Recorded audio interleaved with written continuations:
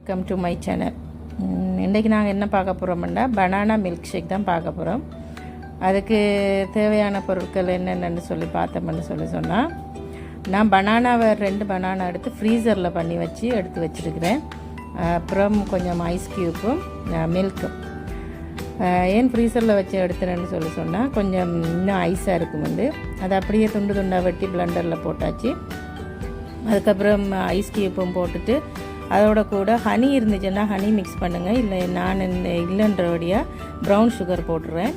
Brown சுகரும் ஒரு 2-3 spoon உங்களுக்கு தேவையான ஸ்வீட்டுக்கு ஏற்ற மாதிரி போட்டுட்டு 2 கிளாஸ் மில்க்கும் பிளெண்டர் கப்பில் ஊற்றிட்டு நல்லா அது ஸ்மூத்தாகும் வர பிளெண்டரில் அடித்து எடுத்துக்கோங்க.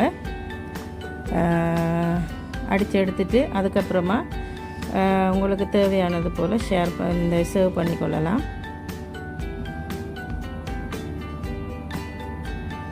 இந்த சூப்பராக உங்களுக்கு பிடிச்ச மாதிரி ஒரு சம்மருக்கு ஏற்ற ஒரு பனானா மில்க் ஷேக் ரெடி ஆயிடுச்சு. உங்களுக்கும் பிடிச்சிருந்தா இது போல் செஞ்சு நீங்களும் ட்ரை பண்ணி என்ஜாய் பண்ணுங்கள். இந்த வீடியோ பார்த்துட்டு இருக்கிறவங்க எல்லாருக்கும் நன்றி. இது போல் இன்னும் சப்போர்ட் பண்ணுங்கள். இன்னொரு வீடியோவில்